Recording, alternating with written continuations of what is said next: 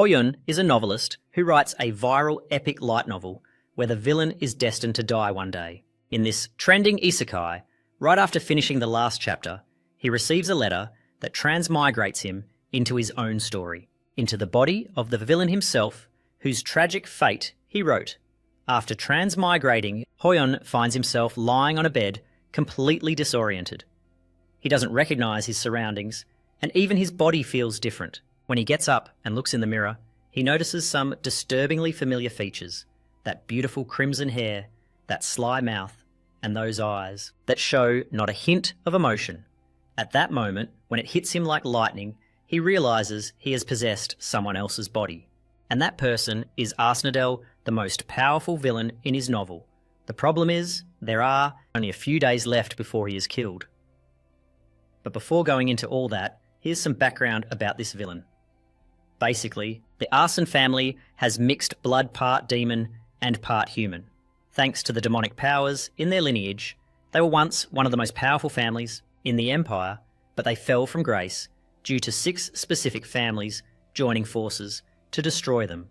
With that context, it's pretty clear why Arsnadel chose to walk the villain's path. He tried to take revenge on the families that ruined his own, but failed spectacularly.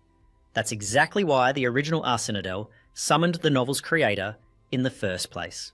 In just a few days, Arsnadel will die like a dog at the hands of knights from those 6 families. And here comes the twist in terms of talent. Arsnadel is one of the most gifted characters in the entire novel. His skills even surpass the protagonists. But no matter how powerful the villain is, Hoyun wrote the story so that he could never defeat the main character, no matter what. Worse yet right now, Arsnadel can't even use his mana. If Hoyun had known that the restrictions he put on Arsnadel would haunt him in the flesh, he would never have written such a doomed narrative. Everything is completely against the villain. While cursing his bad luck, Hoyun notices a letter identical to the one that brought him to this world. It turns out to be a letter left by the original Arsnadel for Hoyun, hoping it contains some useful clues to get started, but the paper is completely blank. Literally not a single word. Then, suddenly, letters start appearing on the page, as if by magic. The phrase that appears is a message from the original Arsnadel to his creator. If Hoyun wants to know how to use the powers this body contains, Arsnadel wants him to answer with a simple yes or no. Of course. Hoyun starts cursing again when he realizes he's actually talking directly to Arsnadel, the very one who dragged him into this mess. The paper insists he answer with a yes or no. Finally, Hoyun gives up and says yes. Now that Hoyun is on board, Arsnadel explains that he will answer anything his creator writes on that paper. Some questions will be free, but others will come at a price. The more important the question, the higher the cost naturally. Hoyun gets straight to the point and asks the big question, how to return to his original world. Arsnadel immediately answers that it's impossible. Well, Hoyun more or less expected that, so he was prepared for the bad news. Then he asks a more practical question, how to use mana and how to activate Arsnadel's unique abilities. It turns out that question has no cost. Arsnadel directly implants the knowledge into Hoyun's mind. The moment it happens, Hoyun begins to feel mana flowing through his body. The first trait of Arsnadel's body is the ability to take away someone's 5 senses, called darkness. The second is the power to immobilize opponents using an aura called Killer Intent. When Hoyun activates it, he can feel it works. At least that cheers him up a bit. Now he can immobilize ordinary people, though not knights or trained soldiers yet. The last major skill he must learn is the most broken of all position transfer 1, which, as its name implies, literally allows him to swap places with an object of his choice. Basically, it's the ultimate move for assassinations. The moment he activates it, a kind of strange magic happens, which is a clear sign that the power really works, but it's still not that impressive. For now, he can only swap within a radius of 20 square yards, which is a bit disappointing compared to Arsnadel's powers in the original story. Still, if he practices every day, he'll improve, so he decides to try it by swapping places with a nearby armor. As soon as he activates it, he disappears from his spot and the armor appears in its place. The swap is successful, but the guy doesn't land very well. Looks like he just needs more practice. Meanwhile, a group of knights marches straight to his residence, ready to claim his life on the Arson family property. Those knights finally arrive at their destination, representing Leon County, with a determined look. Captain Felt learns from Arsenadel's servants that the villain is resting in his room. The servants are worried because Arsenadel hasn't moved for days and is locked inside. Without waiting any longer, Felt and his men burst in and confront their target, who is casually enjoying himself while commenting on the captain's brutal mission to eliminate a young man. Without hearing a single word, Felt simply orders his men to kill him immediately, but they weren't prepared for our protagonist's position swapping ability that lets him exchange places with any object within a set radius, targeting the sword of the knight about to attack him. He activates the ability and lunges with the knight's sword in hand. His unexpected attack hits the mark, cutting his opponent and surprising both Felt and his men. Stepping back after his first kill, the villain simply waits for the next one, daring to mess with him. Felt still looks confident, given his number of men, and orders a direct attack. The battle begins, but instead of recklessly facing them, Arsenadel breaks a window and jumps out, also using a cool application of his ability. First, he throws the sword to the ground, then activates the position swap just in time to exchange places with the sword. This allows him to avoid fall damage and escape unharmed. The next step is reaching the Arson family forest. As he ventures into the woods, Felt orders his men to chase him to confirm his elimination. We switch perspective to Arsene Forest, where our protagonist runs panting, and his legs do their best to gain as much distance as possible. The thing is, even if he manages to escape this territory, he knows the only thing waiting for him ahead is death. So instead of escaping the territory, he plans to use the forest gate to access the Demon Kingdom. The Demon Kingdom suffered huge losses from the war against humans, so he hopes they accept him at this time of need, even though he himself is human. However, that was his initial plan, because Felt and his knights are already there, quickly taking off to search for him. Luckily, the villain is still hidden, but he is having trouble finding the exact location of the gate. He has a rough idea of where it might be, but stepping on a dry branch draws attention with the noise. Felt is done playing games and unleashes his immense power to destroy everything in his path. He has finally located his target, which is bad news for our protagonist, especially because he only has 2 more uses of position swap left. His priority is to find the gate rather than fight. But at this point, the author inside Arsenadel's body starts to feel anxious, so he consults with Arsenadel's true spirit and asks for the gate's location. Since it is secret knowledge, it comes at a price 100 gold coins, or a special relic of a certain rank or higher. The author is furious because he has to negotiate something like this in the middle of a life or death trial. Unfortunately, Felt's last attack hits our protagonist, who is sent flying and crashes into a tree on the ground. The ruthless captain prepares his sword, asking if the villain really thought he could live just by running for his life. With a chilling smile on his face, Felt promises that Arsenadel will meet his end today. Despite being injured, the young man replies confidently.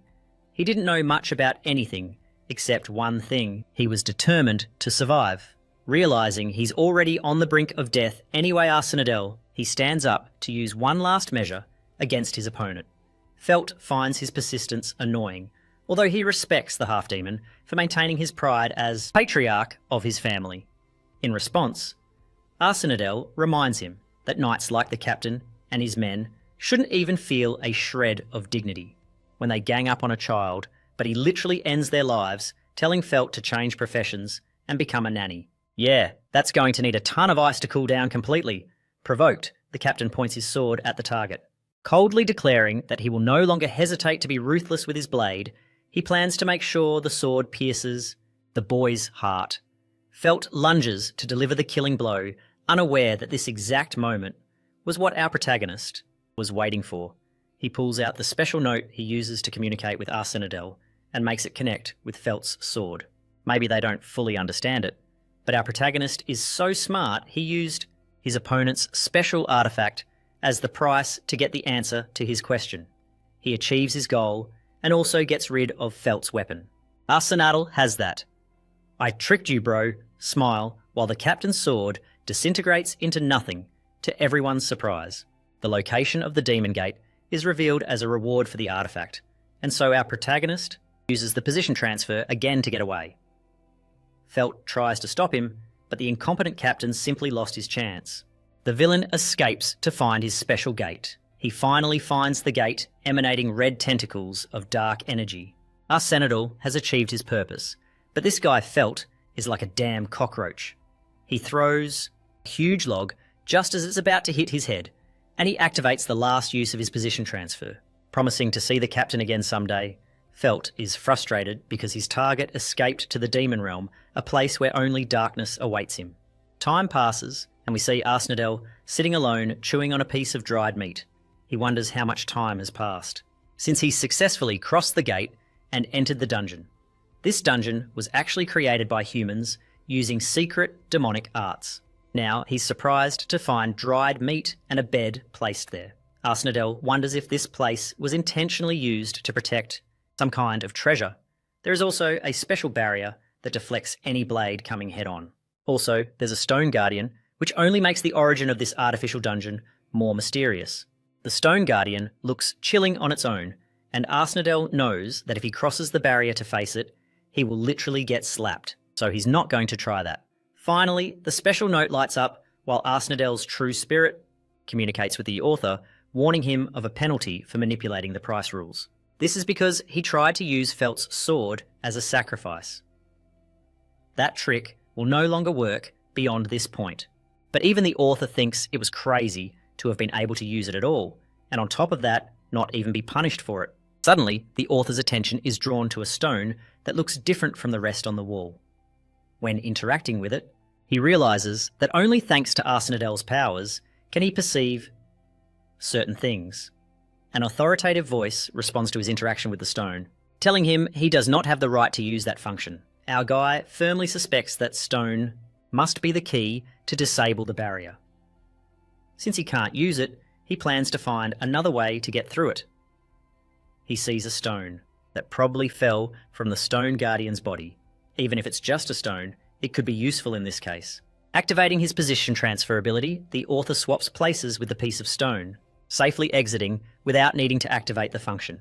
But the guy is so excited with his achievement that he completely forgets the demonic stone dragon that was outside. The creature roars in his face, alerting him to stay alert. The scene shifts to the demon castle in the realm where the patriarch of the bear family, named Creed, watches his servants working busily. He comments that it's probably because of his daughter's attempted incursion that his people are working overtime. Creed doesn't know how to handle the situation. The thing is, if his daughter succeeds, she is granted the right to enter Satan, which is supposed to be a demonic school, and even though he strictly orders her to fail, she will rebel against his decision anyway. After all, his daughter is completely determined to achieve her goal of avenging the humans who killed her mother. Wow, that's a heavy burden. Truly tragic for a girl her age. Anyway, her dad is worried she might get crushed at school. Demonic and ruthless. Suddenly, one of his maidservants comes to inform him about trouble. Creed looks visibly upset. Having been interrupted in his thoughts, the maid apologises fearfully and reports to her master that there are news about an unknown person in the hidden domain. They have located several traces of that person's energy after opening the gate, which is causing great confusion. Also, their identity remains unknown. The only thing they know is that this person tried to interact with the gate's function from inside. This puts the demonic patriarch in contemplation, wondering if that human was summoned through the demon gate during the Great War, believing that Plague will die anyway. He thinks it's an insignificant matter for now. All he cares about is that his daughter's exam goes well. Creed amuses himself, considering the possibility of gaining a pawn from the human side, if things go in his favour. Anyway, let's return to our protagonist, who instantly regretted his decision to leave the domain and teleported back inside for his own good. Clearly, the guy didn't expect a damn wolf to devour him alive. The creature watches him from outside while the protagonist realises how bad his situation is even if he manages to break the barrier. He will only put himself in even greater danger. Suddenly, the protagonist has a revelation. The wolf creature is made of stone. That means his ability might work on it. Activating position transfer, again, he forces the target to be the stone wolf. Outside the barrier, his plan works amazingly, trapping the monster inside and freeing him from the barrier's reach. The wolf takes a moment to realise it's trapped, and despite multiple attempts, it cannot break through the barrier. Arsenadel runs to find an exit when suddenly he comes across another terrifying creature from the abyss. He quickly realises there is a mission on each level, and that huge insect is even more threatening than the wolf he just escaped from. The funny thing is Arsenadel keeps abusing his position transfer skill on creatures trapping monsters again and again. It's thanks to their inanimate nature that he can abuse his powers to the fullest, having finally reached the final stage of the hidden domain.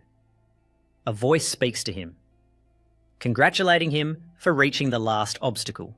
Surprisingly, it's a warm welcome, especially for a human like Arsenadel. The protagonist deduces it must be the boss room, and what he sees is truly terrifying, a Death Knight, emitting a dark aura and showing off his immaculate armour. By the strength emanating from his body, Arsenadel compares his power to Captain Feltbro's. He doesn't even bother to talk with the Death Knight and starts spamming the use of his position transfer skill before the boss monster can even finish his sentence. The poor guy ends up trapped inside the barrier. Arsenadel advances and finds the treasure chest he was looking for. It's different than he expected, as he didn't imagine it would have a special ornament engraved. This black dragon ornament represents the highest ranking demon families. Among them are sloth, lust, gluttony, wrath, envy, and finally greed. The black dragon symbol represents the bear family, denoting the sin of pride. It's also the same family that Creed leads, of course.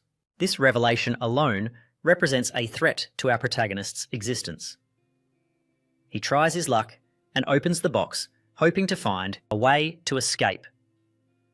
All he cares about right now is getting out of the demon realm. But to his horror, a shadowy mist emerges from the box and attacks his face. The dark energy makes its way inside him. Unable to withstand the dark energy, Arsenadel roars in pain as his human body experiences extreme agony. The aftermath seems brutal, hinting that his head exploded into 1,000 pieces, but apparently that's not what happened, because he wakes up later and is fine. His eye changed when the black liquid attacked him and gave him the Eye of Pride, a special ocular ability that enhances his dynamic vision and only activates after killing an enemy.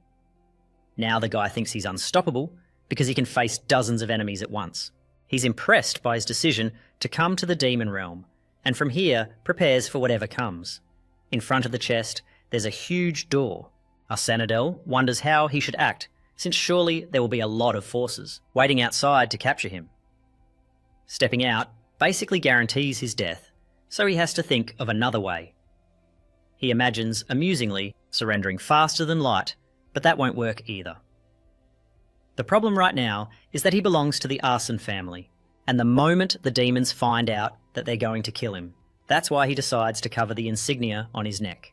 As for the Death Knight, from before he keeps striking his sword against the barrier and demanding to be freed, the worried Death Knight warns him that His Highness is on the way, but of course, Arsenadel has no idea who that is. It was at that moment he finally understood why there were stone beds and dried meat in the hidden domain.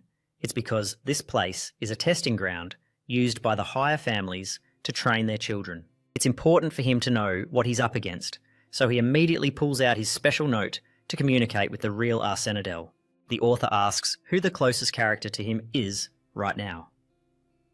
Once again, Arsenadel's soul demands a sacrifice to answer that question. Unfortunately, the author is in trouble, so instead of paying with gold or artifacts, he spends 100 mana points, which is a brutal way to resolve it. Finally, the answer is revealed. The closest person to him is Renee, the youngest daughter of the demon patriarch of the Bear family. Our guy goes into, oh no, I'm screwed mode, because there's no way he can beat her. The Eye of Pride he stole, was supposed to be his reward for completing the training, and they literally stole that achievement from him. Since she has a lot of authority in the demon army, Arsenadel assumes she will annihilate the Stone Guardians and appear before him. And that's exactly what happens. Renee cuts the Death Knight to pieces and confronts the human with a serious expression, demanding to know his identity. Realising there genuinely is no way out, Arsenadel surrenders, kneeling before her. In fact, he manipulates her by telling her she successfully completed the hidden domain and became worthy. But the demon princess is genuinely upset and doesn't buy a single word. Sweating buckets, knowing he could die right there, the author lies to him, telling him he's supposedly her bodyguard, assigned by her father. He's also glad she hasn't noticed yet that he possesses the Eye of Pride. With a suspicious look at the parasite in front of her, she mocks him for looking pathetically weak to be a bodyguard. Arsenadel emphasises he's actually quite capable, despite his appearance, and starts feeling slightly optimistic about this encounter. She lowers her sword and laughs in an attempt to gain his trust. Arsenadel switches positions with his sword, surprising Renee by appearing right in front of her eyes. He doesn't do anything to attack her, he simply asks if she's impressed by his skills. Renee grabs his hand and then pulls away abruptly, says nothing, leaving him confused, wondering what she thinks of him now. Trying to keep it casual, she tells him they should leave together since the Patriarch is waiting for their arrival. This man is a master gaslighter, my god Arsenadel. She also says she will take care of other tasks assigned to her by her father. Inside, he knows he has to hurry and get out of there as soon as possible, or he's doomed. Finally, he opens the door, causing Renee to jump at seeing her father. She didn't expect him to be there with his men. Intrigued by the whole situation, Creed takes an interest in the human. Meanwhile, our protagonist is questioning his existence, because now he has to invent an excuse to deceive his dad too. They'll kill him on the spot if they find out what he's done. But for some reason, Creed still hasn't lifted a finger. Creed turns to his daughter and asks if she completed the domain. After confirming she did, the Patriarch asks the human to accompany him. Not knowing what awaits him, the author wonders what's about to happen. He quickly follows and can't even check his special note because he's out of mana and items to offer. Upon arriving at the Verse family mansion, Creed tells everyone else to return to their rooms. Happy to have a chance to escape, Arsenadel celebrates inwardly until he realises guards are discreetly watching him in case he tries to disobey orders. In his office, Creed meets with his daughter, noting that Renee has successfully completed the final test, but still wants to be sure about entering the training school. Renee is determined to go and answers yes. Creed is silent for a moment before asking about the human he found during the reward stage, recalling how he surprised her with his skills. Renee confirms he's strong.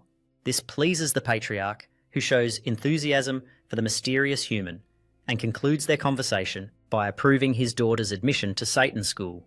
As for Creed, he's not actually thinking about his daughter. He's more impressed by the human who entered the domain and completed it on his own, not to mention claiming the Eye of Pride. And yes, this basically confirms he knows our protagonist possesses it. Finally, Renee's opinion is the strongest confirmation he could receive. All these factors point to one thing: he can use the human to his advantage. While all this happens, the author completely wonders how much longer he has to wait for them to finish talking. Finally, he's instructed to present himself in the Patriarch's hall. He faces Creed, who looks at him with an intimidating gaze. Arsenadel is already afraid of what's coming and wonders how the demon Patriarch will handle this. He asks why he was allowed to live. The Patriarch smirks before cursing him for having the audacity to deceive his daughter so skillfully. He also releases an overwhelming amount of aura, forcing Arsenadel to kneel before it. He realises the Patriarch has no intention of killing him, which is an observation Creed finds amusing. By releasing the pressure, he lets the human regain composure, but Arsenadel is still panicked by what he just experienced. Creed is impressed by the human's sharp mind and asks his name. Arsenadel replies with his name without mentioning his family lineage. The Patriarch then uses his demonic power to manipulate the human's body. At this point, our protagonist has no idea what he really wants from him. Creed orders him to open his mouth. Pause. Again, the demon patriarch tells him all he has to do is continue the story he was telling his daughter. While this happens, a dark energy enters the boy's mouth, choking him from the inside. Creed reminds him that the poison inside his body will kill the human instantly if he ever tries to deceive them. Arsenadel can barely speak as he chokes on his own words, and Creed calmly tells him he will offer a decent place to stay later. The one-sided encounter ends with Arsenadel speechless. In the next scene, they show him his new quarters. Unfortunately, Arsenadel has few options but to accept what they've given him in that shabby shack. Still, he's relieved to have saved his life, though he feels like he's being used as a tool. He's also glad to have earned the Patriarch's recognition, which could benefit him long-term regarding his goals. That said, the guy has to do something about the damn poison inside his body. Using his position transfer skill wisely, Arsenadel manages to force the inert poison out of his body. He doesn't even want to think about the horrors that could have happened if something else had been teleported from his body. In any case, Arsenadel doesn't want to kill the venomous creature, knowing that would alert the demon patriarch. The creature wakes up because its mana supply was cut off. Finally, Arsenadel collapses on his bed, knowing he's no longer threatened by the poison. The little creature sleeps peacefully beside him. He's about to fall asleep when the status window opens, alerting him to his skill improvement. The position transfer has reached level 2, but the mana costs are too demanding. Arsenadel wonders if there's any way to increase his mana pool to face the characters. The story's protagonist realises there is a way to achieve that effect. The scene shifts to Renee's expressionless face, who disapproves of our protagonist's plan. For the past 3 days, he's been trying to get close to her, but our protagonist is being ignored as if left on red in real life. That's how bad the situation is. The author assumes she must have had a brighter personality, but losing her mother made her ruthless and distant. Even as the author, he feels sorry for what happened to her. The Patriarch's servants call both Arsenadel and Renee because Creed has summoned them. Arsenadel thinks this must be about Renee's admission to Satan's demon school. Of course, despite having surpassed the hidden domain, Satan is on another level. Creed tells his daughter she is destined to die sooner or later, and if that happens, she'll never achieve her goals. This leaves Renee with an expression of disappointment and sadness. Meanwhile, Arsenadel feels like the typical third wheel in a father-daughter conversation. To both their surprise, the demon patriarch orders the bodyguard to protect his daughter. But what really surprises is that the girl immediately rejects the offer, which is quite funny considering she's willing to give up her own goals just to stay away from our protagonist. What happens with Satan is that it's the only school where promising heirs from multiple demon realms gather and are in constant conflict with the protagonist's imperial school. In the original story, Renee was destined to die because of that conflict. It's the worst place on the planet because death is always a matter of time for demons there. Despite that, Renee is prepared to go. For his part, Arsenadel thinks it's the perfect place to increase his power and network.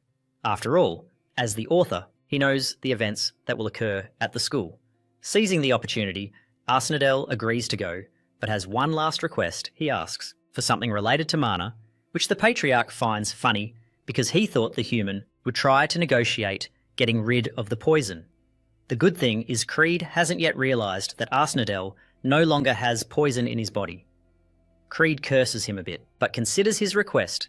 Now that they're alone, Arsenadel wonders what the demon patriarch will offer him. Regarding mana, Creed reveals that this particular treasure is part of his family's legacy, so he wants to keep this matter confidential. Understanding that the human's mana is basically insignificant, the demon patriarch is willing to lend him power to help him survive for his daughter's sake. Creed channels his demonic energy and declares he will teach the human his family's cultivation technique, which completely baffles Arsenadel and leaves him in shock. The demon patriarch calls on the demon god's help to grant demonic powers to a human. Creed's chant ends, and his body is enveloped in purple demonic energy. A smile forms on the patriarch's face, impressed that our protagonist has kept his sanity even after receiving the power boost. Arsenadel learns that this cultivation technique will allow him to receive mana directly from the demon god, which basically means he now has an overpower mana storage. Curiously, Creed has noticed that the human's family has ties to the 7 deadly sins. Although the human tries to feign ignorance, the demon patriarch emphasises he is not worried about any betrayal from him, since after all the venomous worm will take care of everything. If he turns out to be a spy, the author is surprised to discover that the family, the half-demon, is connected to the 7 deadly sins, especially since he, as the writer, never included that in the original story. Creed tells him to back off, and in the next scene, we see our protagonist in the forest, meditating alone. Creed says this place is suitable for practicing his powers, especially when mana can easily get out of control. Normal meditation should be peaceful and calm, right? Well, not for this guy. He's all tense, asking the demon god for help, knowing that after this, he won't be able to use human mana again. Still, he has no other choice. He has to fight for his survival. Threatening eyes watch him from the sky. The demon god considers this human a disgusting disgrace, and even roars at him, accusing him of carrying the blood of a traitor. It's funny how Arsenadel can be so sharp and so slow at the same time. He asks the demon god if he really is the entity that rules the demons. In this world, this god is known as the god of pride. Arsenadel asks if he will survive this experience. The demon god replies that he would already be dead if that was what he wanted, but curiously, he chooses not to kill him for some inexplicable reason. He feels a kind of kinship with him, so he's willing to help the human, granting him the mark of pride. This insignia represents the powers of the god of pride. However, the deity warns him not to lose his mind because of these powers, as they could drive him crazy. Arsenadel has now acquired the power of a god, greatly increasing his chances of surviving in this infernal dimension. At this point, he thinks his entire body will end up covered in marks and tattoos. Suddenly, the author feels the presence of someone spying on him from behind. Renee appears, and both are shocked. This is very bad for him, since Renee's father clearly didn't want her to know anything about this. She murmurs words to the dark priest, which go completely over his head. 1 month passes, and Arsenadel has been training non-stop. His mana reserve has tripled in that short time. He suspects that in a few years, he will have enough mana stored to surpass the heirs of the 6 houses of the human kingdom. In his current state, he could easily conquer the hidden domain without needing to teleport. Besides that, the guy wonders why Renee has lately been training in front of his house instead of the training fields. To satisfy his curiosity, he decides to confront her. Luckily, Renee is not avoiding him like she used to. Stubbornly, Arsenadel thinks the girl probably misunderstands him, believing he is some kind of priest, capable of communicating with the demon god, since only they can do that. Fortunately, she didn't hear the exact conversation he had with the god of pride, but in this case, being treated as someone superior to the daughter of the demon king will only bring her more problems. Addressing her once again, Arsenadel asks her to treat him like she did before. However, the girl feels a little embarrassed for having treated him with coldness. After seeing his power acting as her bodyguard, he reminds Renee that he's only following orders, so he would also like her to treat him normally. Renee decides to obey and orders him to bring her water. Bro doesn't understand what she's plotting. Renee emphasises that she's simply following what he just said. Treat him coldly. Arsenadel realises he's going to have to follow all her orders. At this point, he simply can't win. After bringing her the water, he reflects that he must conquer a domain, but unfortunately, Renee is glued to him all the time. Also, a bigger problem is coming. The story's protagonist will soon cross into the demon realm.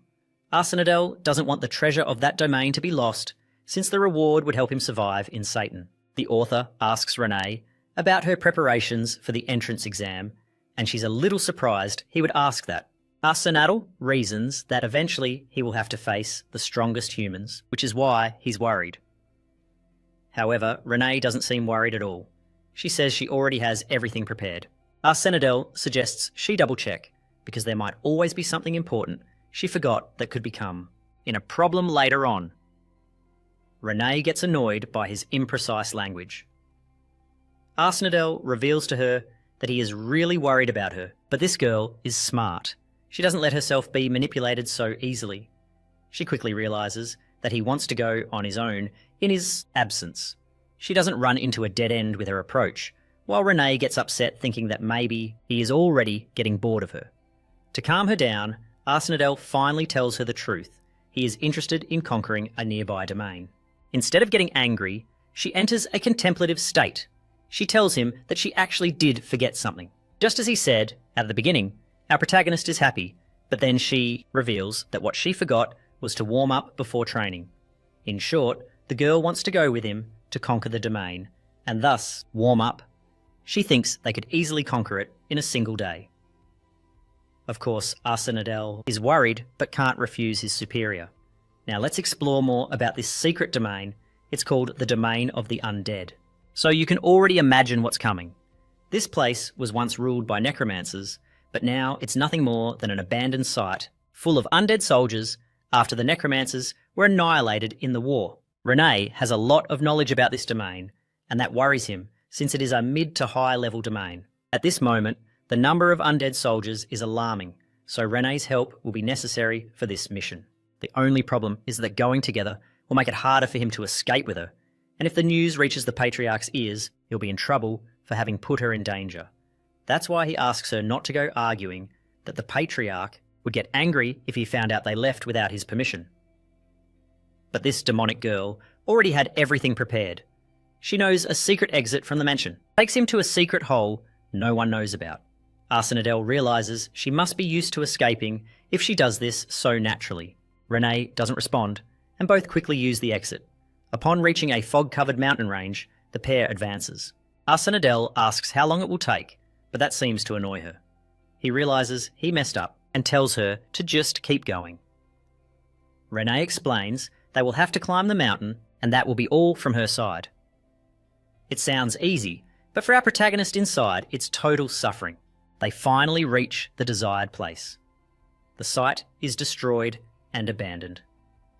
Renee curses in his language, while the author thinks he must hide his family name at all costs. Since he knows the way, both dig their entrance. The domain is located beneath a huge rock statue with soldiers placed underneath to protect its lands. Upon reaching the entrance, Arsenadel offers to go ahead for her, but Renee is confident and wants to take the lead. Inside the domain, Arsenadel is impressed by how illuminated the place is. Renee finally manages to reach the exact spot they were looking for. Just from the energy it emanates, the author deduces it's a region even more powerful than the bare family training grounds. He suspects that at least 100 graves are buried there. Renee and our protagonist continue advancing, when suddenly a skeleton and its companions rise from the ground. These bald bone sacks surround the pair on all sides, channeling their abilities. Renee launches her attack and disintegrates the skeleton soldiers as if they were paper. Arsenadel, at this moment, is very grateful to have brought her with him. He understands that there must be at least one necromancer summoning these soldiers, so they need to target him. He blocks an attack and tells Renee he'll be right behind her, but the defeated soldiers simply get back up. To their surprise, the necromancer leading his troops watches them intently, impressed by their boldness in stepping into the domain. He orders his soldiers to eliminate both intruders. This is bad for the pair, since the undead soldiers keep reviving. Arsenadel instructs Renee to keep advancing and focus on the necromancer, while he is busy helping create an opening so she can fulfill her objective. After defeating more soldiers, the author says he'll handle this side so she can concentrate on her role.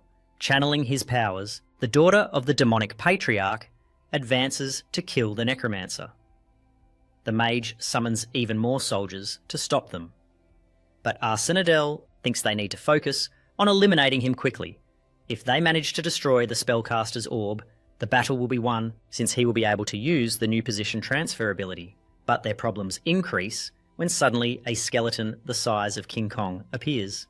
Arsenal worries about Renee, but instead of being defeated like any weak manhwa character, this girl ends up defeating the creature with a single blow. She is much more powerful than Arsenal thought.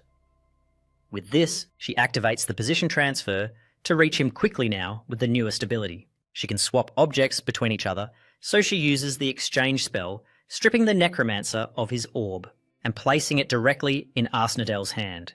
That was all they really needed, because the Bone Mage is about to be defeated, unable to cast any spells, with the orb destroyed and finished. The necromancer is automatically defeated along with his summons, thanks to their combined efforts. They managed to eliminate the threat. Curiously, the necromancer's last words are of gratitude toward the human. Arsenal faces a harsh realization. He is the one who wrote the tragedy of this place in its history. And because of that, he truly feels sad for his characters and hopes they can finally rest in peace now. Renee asks if there's anything else to do. Besides the battle against the boss, of course, there is the reward collection. He will finally be able to get the item he needs so much. The item is called the Fang of Darkness, a dagger made from a special steel from the demon realm. With it, he can convert darkness into mana and enhance darkness-related abilities. The second item is a ring called the Eternal Full Moon, which allows the user to quickly absorb mana through moonlight. Arsenal is quite impressed with the dagger and realizes he can maximize his darkness attribute with this weapon. As for the ring, he really has no use for it, so he offers it to Renee. She accepts the reward, acting somewhat flirtatiously. Arsenal, like a gentleman, places the ring on her finger, which causes her to visibly blush from the experience. She quickly withdraws her hand, acting confused, leaving our dense protagonist not knowing why she acts that way. Renee, a little embarrassed, feels the effects of the ring coursing through her body. She likes it a lot. Next, Arsenal decides to keep all the gold from this place, but our protagonist's dreams are dashed when Renee goes into kill mode and warns him not to be selfish. With the domain finished, the pair returns to the mansion just before dinner. Then they continue training together, and another month passes. Eventually, the author advances by leaps and bounds in the demon realm. He has accumulated around 300 mana, which is comparable to mid-level demons in the realm. Finally, the demonic patriarch summons them a few days later, giving them the opportunity to enter Satan.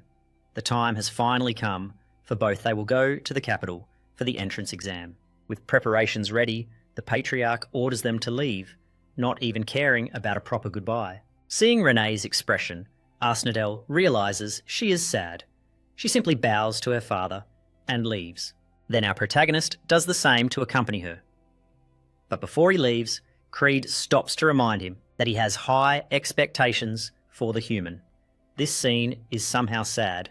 The patriarch is wishing hope for a human, but not for his own daughter, who needs it the most. In the next scene, their carriage is ready, while Creed watches them from above. The author realizes that even demons must have feelings of care toward their children, because he can tell that Creed really cares about his daughter. At this moment, the author may be worried about her future, but he is willing to do whatever it takes to achieve his goals at Satan's demon school. Their journey begins with a bumpy ride. Since leaving the mansion, Renee has been frighteningly silent. He wonders if it's his fault. Finally, she turns to look at him with a strong gaze, reflecting that he is much more handsome than she initially thought. This man is here talking about the weather, because he has nothing else to talk about. Even she thinks he is a bit dense and not particularly strong.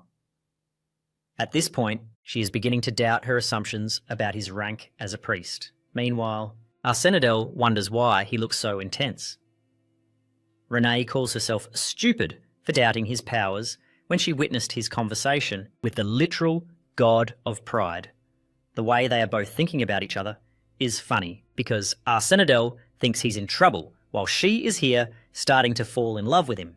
Now, let's talk about what our protagonist, what he did before giving her the ring, is actually called an eternal vow in his dimension, and basically it's his way of marrying someone.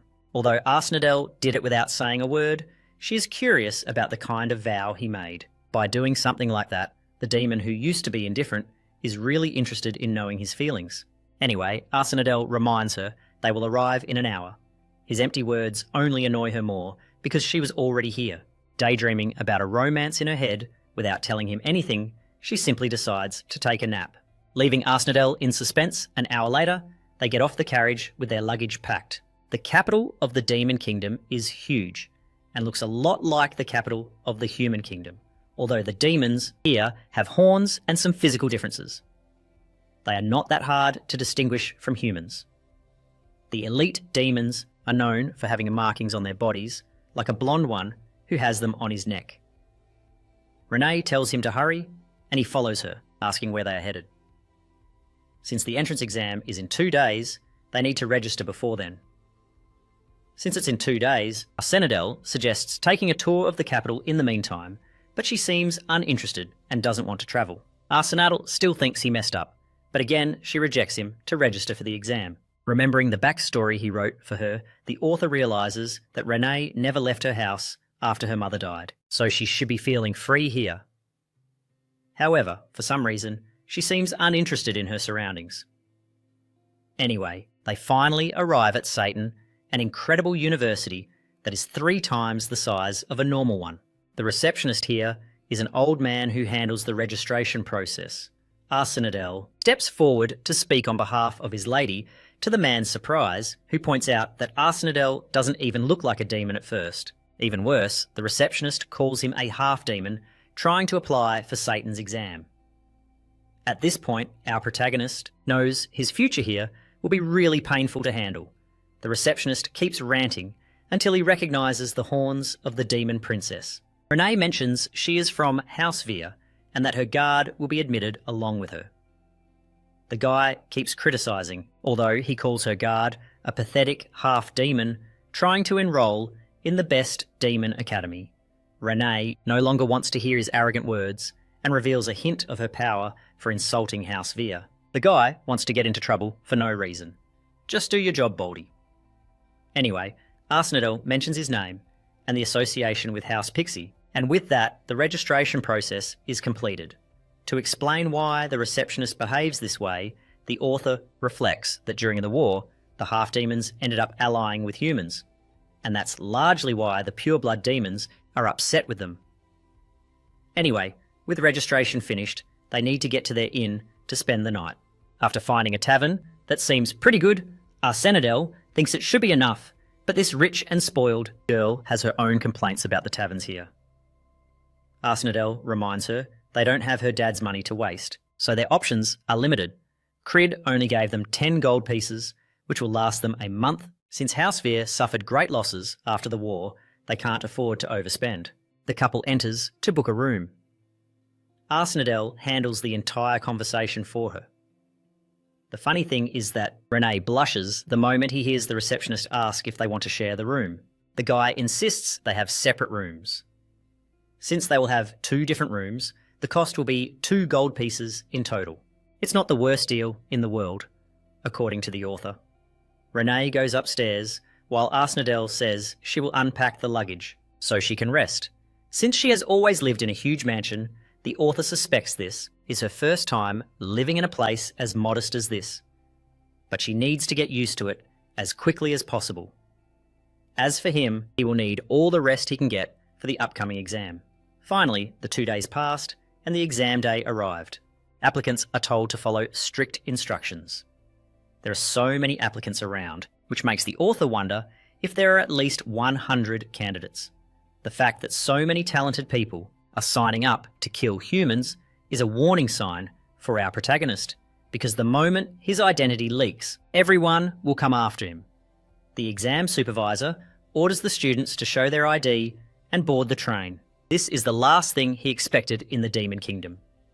For the demons, dimensional gates have been installed to block intruders trying to enter their realm. Trains are the only way to cross in Satan's domain. And at this point, the author wonders how big Satan must really be to have such a train system so easily installed. The two board the train and arrive at their destination in the blink of an eye. They are finally in front of the Great Demon Academy. Applicants are told to follow their guide and enter the auditorium for the exam. They enter, and Arsenadel is speechless at the luxurious decorations. Every glance leaves him overwhelmed. He also notices that only young demons have come to take the exam, which makes it likely that the other heirs of the 7 deadly sins are also present. Dressed in long black cloaks, the author realises these people must be the instructors. Now he wants to make a good impression right away to increase his chances of having a good time in this hellhole. Rene mentions that his exam is about to start. The doors close immediately, and the place that was once bright becomes eerily dark. The author suspects magic was used to achieve this effect, and feels curious about the exam content. The first command comes from a female instructor who demands the applicants be silent. With a distinctive appearance and short stature, she welcomes them all to Satan and begins cursing the poor candidates. She openly admits she hopes to see them die this year. Wow, what a welcome. Arsenadel trembles at the weight of her voice, which is capable of making a malicious smile. The girl gets serious to attend to her business. The exam procedure begins without any further warning. The pressure emanating from her body is enough to overwhelm every student one after another. The weak candidates are quickly filtered out. The instructors are not surprised by the cruel way the director handles the exam. Yes, that crazy psychopath is actually the academy director. Also, this is a mental strength test. The reason Director Lucian chose this exam is because she wants to see if the candidates have enough power to endure interrogation from humans should the situation arise. 5 painful minutes were endured by the candidates, and almost none of them remained standing except Rene Arsenadel and 6 others. The instructor initially had high expectations for the 100 candidates who took the exam. Still, this is more impressive than last year, which was already a good improvement. This particular group of candidates includes the heirs of the 7 deadly sins. The instructors are confident of their arrival. However, they are surprised to find an unknown who maintains his position. This boy is different from the heirs of the demon families, and the fact that he has kept his composure for 10 minutes, it's a test of his caliber. However, beyond this point, the instructors believe the boy will fall. Although Arsenadel is experiencing extreme agony, the male instructor senses a dark, pulsating energy emanating from his body. Everyone is surprised, including Director Lucian. The boy now looks like a demon god with this sudden transformation. Feeling the danger of the situation, the male instructor feels the need to act and eliminate the candidate immediately. At first glance, it was clear to everyone that the boy didn't seem special, but the moment he made the very atmosphere around him collapse, they recognised his infernal killing intent. It was a ruthless intent, as if he were one of the worst known assassins. That's why the instructor wanted to act immediately. But despite his readiness to act, Lucian observes that the instructor is hesitating. He's afraid to face a formidable threat. Even though the boy is just an applicant, your colleague smiles while the rest of the candidates are exhausted. At that moment, our protagonist realises that if he doesn't find a way to withstand this test, he will collapse. His mental state will break down and he will go mad just as the pride god warned him. Then an idea arises in his mind. What if he used his killing intent to counter the aura of the girl overseeing the test? So he does exactly that. Knowing he can't just wait around his body, emits red demonic energy tentacles, countering Director Luciana's aura. She is so impressed that she wants to increase the intensity of her aura to subdue him, but the protagonist is on the verge of going mad. And indeed, he holds firm even after Luciana increases the intensity. This catches her attention, and finally, he manages to survive the test. Although he should be worried about himself, his focus is on Rene, who is holding his position without much trouble. The same goes for the other heirs of the 7 deadly sins. The heir of envy Bolton, lust Samuel, gluttony Aaron, sloth Guia, and greed. All of them maintain their positions. The author comments that he wrote some of these characters with passion, but in the end, these significant characters are all killed by the heroes of the story. He notices the 6 members and finally directs his gaze toward the heir of wrath, a beautiful girl with long snow-white hair wearing a crown of thorns and ruthless scarlet eyes. It was at that moment when he found himself looking at the worst villain of the story he wrote. He was facing the future demon lady, Diana. The first part of the exam has concluded, but Arsenadel is busy gathering his thoughts. Normally, the Demon King comes from the family of Wrath. So Diana basically has no need to be here at all yet. Despite being the successor of the Demon Lord, she came to apply as a candidate. This makes him wonder if something went wrong in the story. Anyway, the candidates who failed are being expelled for not passing the test. Most of them are spoiled kids complaining about the cruel nature of the exam, but the instructors couldn't care less that they're spoiled brats. They make it very clear to these rich fools that their money is worthless here. The male instructor emphasises that applicants who couldn't even survive 5 minutes are not needed in the academy, so the doors close on the failed candidates. Just this first exam is enough to show how ruthless the Demon Academy is in dealing with its candidates. Fortunately, Arsenadel passed and also notices that Luciana is actually the director, not a typical supervisor. She is the strongest person in the demon realm, despite her cute character appearance. Although he was lucky to survive the first test, he needs to keep his position for the next ones, as most people fail the second exam. While this happens, the author notes that Rene is drawing many looks.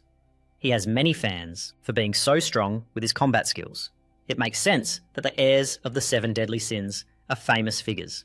They were also able to withstand Luciana's aura. Poor Arsenadel, he's a bit disappointed at not being noticed like the others, especially because he also held his ground. Rene approaches, praising his supposed bodyguard for passing. Even though he passed, the author is satisfied to have shown the instructors that he's not a normal candidate. With this impression, they will surely remember him, or so he thinks. The male director demands their attention and properly introduces himself as Ares, the instructor, in charge of their training. This guy looks so intimidating that Arsenadel thinks he probably always keeps a hidden knife in his pockets. Ares congratulates the candidates who passed and explains the purpose of the exam to test their mental strength in case they have to be interrogated by humans. The 8 applicants who survived will receive extra points, and if they succeed in the second exam, they will all have access to weapons. It's Christmas for our protagonist, who is as happy as he can be to get the chance to win such a big prize. Well, the other candidates are equally upset for failing even more. Now Ares begins to explain the nature of the second exam. First, they will show their skills regarding the types of talents each possesses to face humans. They will be assigned a class depending on this specific exam, so they must be careful to show their best qualities Arsenadel. He understands what the applicants are being asked, though he wonders what kind of humans they will face in this exam. Ares shows them the opponent they will face in this special exam, and with a snap of his fingers, summons a creature born from the essence of light, wearing a distinctive set of armour and carrying a recognisable sword. Arsenadel immediately realises they are about to be destroyed by the hands of the strongest hero of the 6 great human families. It's basically the definition of fighting the final boss of a game when you're at level 2. It doesn't make sense for this overpowered guy to be here. Rene watches his reaction and wonders if he knows about the guy. Of course, through Arsenadel. He can't even reveal that they will face Nenael, the head of the Nenael house, a man closely related to the protagonist of the main story. To make things worse, the author internalises that the overpowered cousin of John Wick is actually the protagonist's father, the Sword Saint, who remains undefeated only because of his talent. Some of the candidates are smart enough to recognise who he is and have already lost hope of passing this test.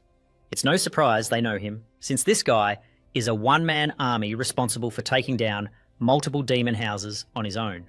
Of course, even Ares understands that the boys will be massacred in a direct battle against the Sword Saint. That's why Nenael won't use more than 10% of his strength in the fight initially. Rene thinks this exam is going to be too easy with those odds. But the author carefully reminds him they are facing a literal apocalyptic level threat inside a human body. Even at just 10% of his power, the Sword Saint can easily destroy cities. This makes Arsenadel curious about how these applicants will pass the exam.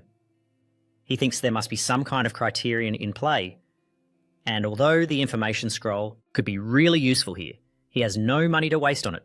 Ares announces they will split the applicants into teams of 4 to face him directly. To make it fairer, The top 8 will be separated among themselves and the other candidates will be assigned randomly. The guy is really happy to be included on that list, while Renee is a bit upset because her teammates are taking advantage of her. As for Arsnadel's team, yes, these guys are already making his life impossible just by existing on the same team. Renee gives him a small pat on the shoulder, telling him to come back safe and sound. Arsnadel happily wishes the same, and that's how the 33 groups were formed. Arsnadel was the leader of the last group, and his teammates were Kina, and that's how the 33 groups were formed.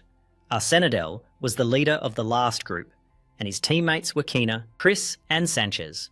He doesn't recognise any of those names like the author, which means they're basically NPC characters without any special role to advance the plot. Kina and Chris are very kind and greet him warmly, but Sanchez seems like an arrogant emo with issues. He immediately attacks our protagonist with his words shaming him for being half demon. The situation is so bad for the author that even these trash NPC characters are here roasting him alive. Anyway, he ignores it and encourages the group to give their best. First, he wants to clarify some roles within the team, so he starts with Chris in an attempt to better understand her abilities. Chris operates well and shows her minor transformation skill, which allows her to turn a triangular prism into armour and a sword. Although her abilities don't have a strong killing intent, they are versatile and can be used in various ways. This is a very good sign for Arsnadel, who is looking for exactly that type of teammate. Kina is next and explains that she is a support player rather than someone who causes damage with her powers. She can amplify the speed of her allies by offering a prayer to the demon god. After casting her buff on Arsnadel, she feels really exhausted, but our protagonist teases her by joking about her ability. Anyway, this is really, really bad for him. The girl's spell is practically weak like the demon, so he has no idea how he managed to pass the last one. It's Sanchez who shows his rock-type enhancement ability. The guy literally transforms into a rock man. Finally, Sanchez demands that the leader show his skills by throwing him a ring. Our protagonist simply teleports to him with divine speed, leaving Sanchez stunned, since in a real battle, he could have killed him at any moment. Kina and Chris are very impressed by their leader's unique teleportation ability. In his mind, the author decided to keep the rest of his powers secret because he doesn't know what they'll face in the future. As for team formation, he wants Chris and Sanchez to prioritise defence. He will take the centre, and Kina will provide support from the rear. Sounds like a good enough formation for the exam, so everyone agrees in unison on that. The second exam is about to begin. When Ares calls the designated teams to present themselves, Group 1 is first in line. The author is impressed to see that the candidates have a fiery look of determination despite facing the Sword Saint. Although it doesn't matter much, because the moment the exam starts, it also ends at that same instant. Group 1 is annihilated, and not even Arsnadel could see the Sword Saint during that brief moment. Ares calls Group 2, which is also annihilated. Group 3 suffers the same fate.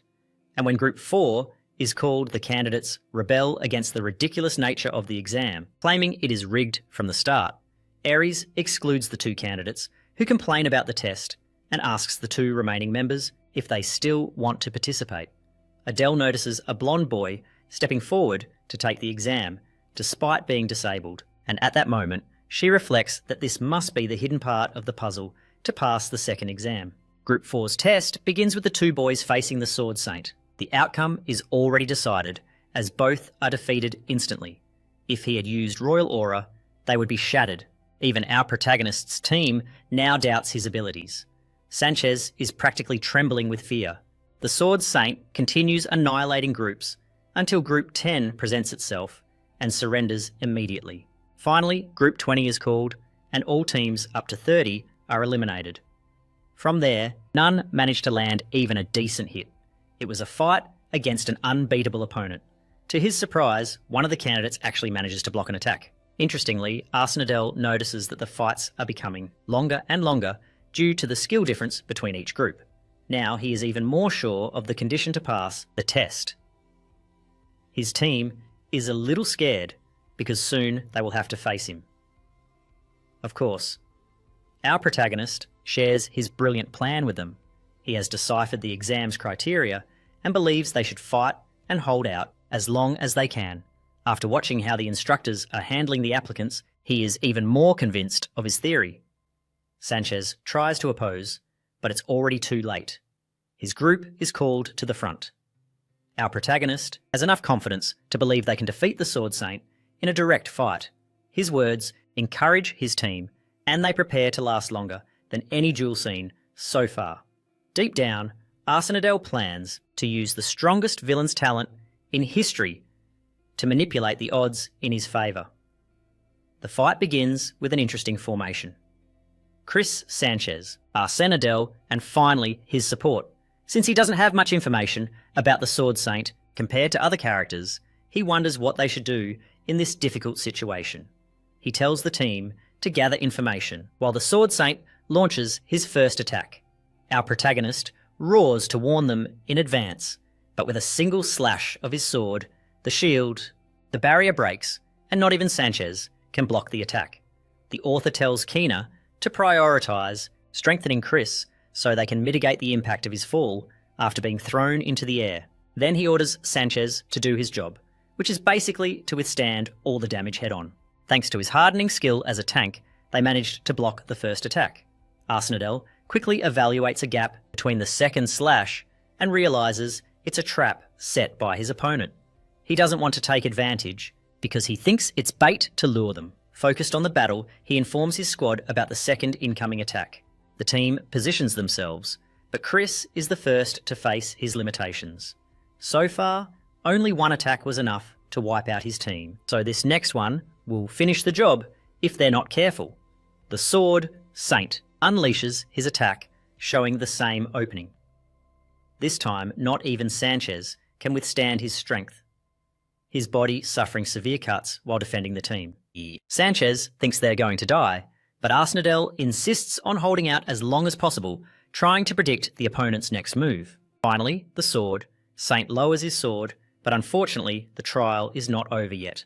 He is about to unleash a final attack, but Arsenadel wants to face him head-on, flashing a malicious expression on his face.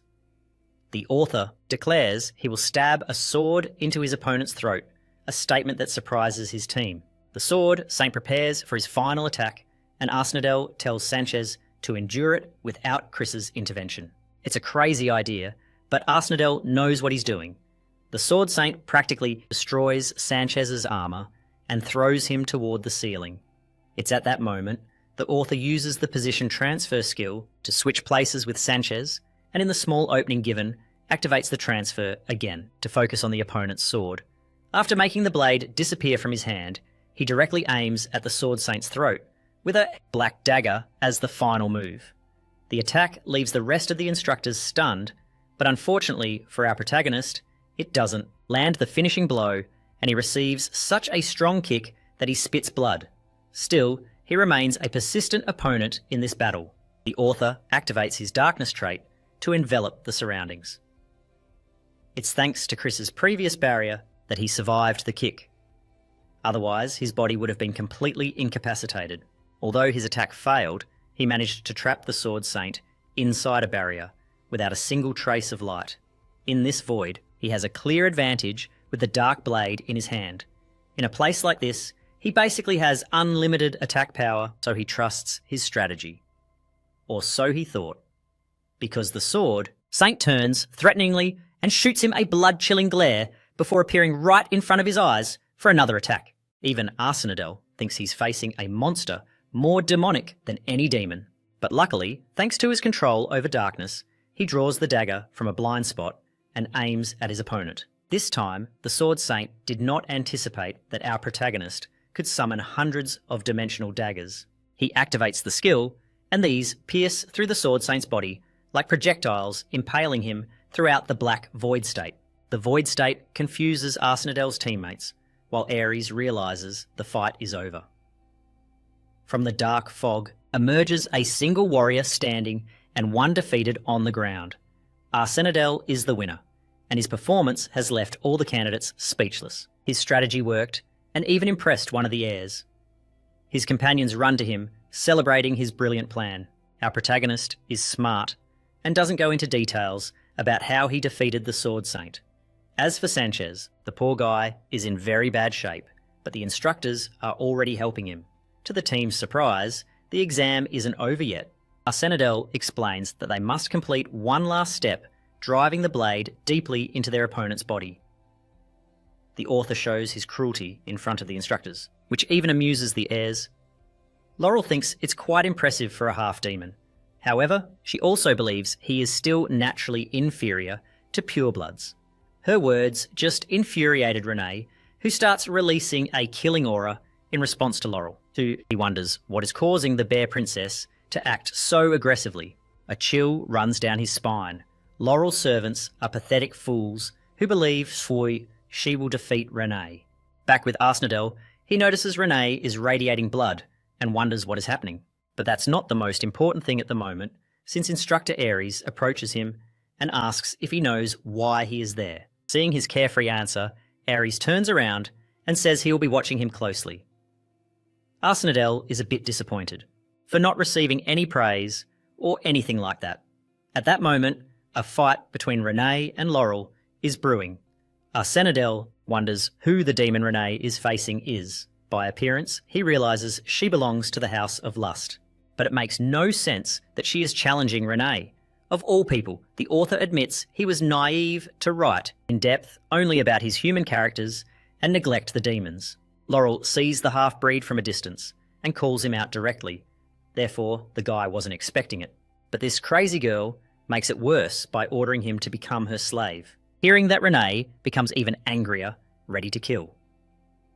He charges directly to unleash his first attack upon seeing his guardian being disrespected by the incarnation of lust, Lady Renee. He charges with his sword drawn. He didn't give Laurel Front time to react. The two would have clashed if not for the instructor's intervention, who warned them that unnecessary disputes on Satan campus are strictly forbidden.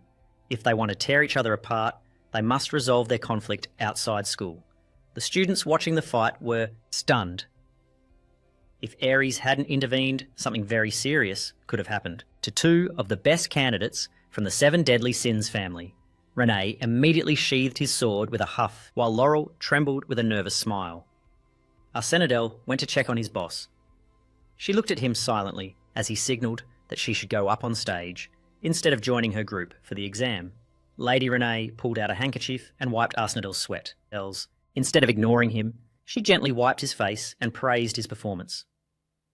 It should have been me, not him, Laurel thought, who clearly hadn't learned her lesson and criticised Lady Renee for getting too close to a half-demon. Arsenadel ignored her racism and was simply happy to be treated a bit better after passing the exam. Looking into his eyes, Lady Renee asked if he had hidden his strength during the test. Arsenadel was confused. He had to risk everything just to land that attack. Finally, Group 34 was called to the stage, and Renee calmly stepped up, promising to keep Arsenadel's true strength a secret. He must think he's an almighty priest from some important family. With Lady Renee off stage, Laurel lunged once more to bother Arsenadel. Hearing her name, a sly smile appeared on his face. Seductive, she didn't like being interrupted earlier. She ordered Arsenadel to leave Renee and serve her instead. Laurel believes that with her charm, she can steal this nobody guard to avenge the previous humiliation. But completely indifferent Arsenadel rejected her with total nonchalance and turned his attention back to Lady Renee's performance. While Laurel threw a childish tantrum, he focused on the stage. Carelessness, and turned his attention to Lady Renee's performance. While Laurel threw a childish tantrum, he focused on the stage. Arsenadel had high expectations for the children of the other 7 deadly sins families, but was supporting Renee. The Sword Saint had been rebuilt, emitting a chilling aura throughout her attack range. It was an intense confrontation, and Renee showed not a hint of fear. In fact, she stepped forward, completely ignoring the 3 noblemen. None of her group. Her actions even caught the attention of the future Demon King. Bolton, the heir of envy, chuckled quietly at Sodasia. Arsenadel, on the other hand, felt all his internal alarms go off. Logically, approaching the Sword Saint was a death sentence. When the two were only a few centimetres apart, the aura duel began. An old man and a young woman faced off to see who could better dominate the environment with their presence after what seemed like an eternity. Both twisted their expressions fiercely. The sword saint tried to stab her, but ended up split in two. His sword and torso were cut in half. Everyone was left speechless by the young woman's display of dominance. Without wasting another second on this foolish test or looking back at her victim, Lady Renee returned silently and was greeted with cheers. Even Instructor Ares looked visibly pleased with her performance. Perhaps the most surprised of all was Arsenadel. The sword saint must have sensed how skilled she was in fighting, and that's why he didn't dare attack first. Like a true, arrogant loser, Laurel mocked Renee's performance. Curiously, Arsenadel asked the heir of lust if a team made up of the heirs of the 7 deadly sins could defeat the true sword saint. With all her power, she laughed and replied that no living being can currently defeat the true sword saint. Maybe if the previous demon king was still alive, they might have a chance. Besides, anyone with eyes could see that the pathetic imitator used for this test is much weaker than that supposed 10% power the instructors claim. Adele just realised he had a lot of trouble against a copy that doesn't even have 1/10 of the real power. He created this world, but knows too little about the demon realm. Still, anticipation makes his heart beat strongly. The remaining groups about to be evaluated are all led by heirs of the 7 deadly sins. Maybe they were motivated by Renee's performance, but the other heirs also showed why they are who they are. They all destroyed the fake sword saint, easily making it hard to measure the difference between the various families. But Arsenadel already knows who the 2 best in this group are, the 2 who will become key figures in the future. Once everyone had their turn, the entrance exams finally concluded. After gathering everyone in front of the podium, Instructor Ares announced that all who had the courage to fight, regardless of the outcome, passed the exam. With this, the remaining youths are now official apprentices of Satan. Ares warned them not to celebrate yet, as all they'd done was buy a ticket to a hellish path that has already broken many demons before. For those who passed the initiation ceremony will take place in 2 days.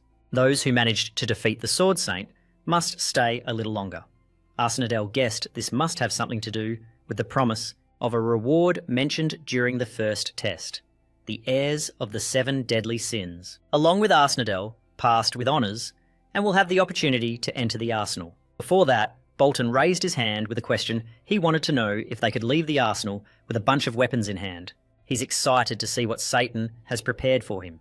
This delirious question is typical of the son of envy, Bolton, who has insatiable curiosity and appetite. Arsenadel remembers having written quite a bit about this guy in his novel. Instructor Ares calmly replied that apprentices would have a hard time progressing if they carried multiple weapons, so they would only be allowed to carry one, refusing to answer more absurd questions. He led them to the arsenal, touched a wall surface, and a magical seal activated a door, hidden, that materialised before everyone's eyes. Ares added that this was a privilege Satan granted only to outstanding apprentices. Whether they chose well or badly depended entirely on fate. Instead of looking like an arsenal, the entrance looked more like a dungeon door. Ares instructed the participants to enter in reverse order of the exam, and that they would be inspected upon exiting. That gave Bolton the first choice, and Arsenadel the last. It's clear the big guy doesn't like him much. Excited to get the first treasure for himself, Bolton boldly greeted everyone before entering. Since Lady Renee already had a decent weapon, she planned to pick up some artefact inside, and Arsenadel intended to do the same as they were thinking along those lines. Surely the other heirs were considering that too. All the good artefacts could disappear before it was Arsenadel's turn.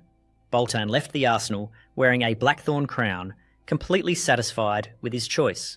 The worst case scenario was happening just as Arsenadel had predicted. Everyone was leaving with artefacts without realising it. It was his turn.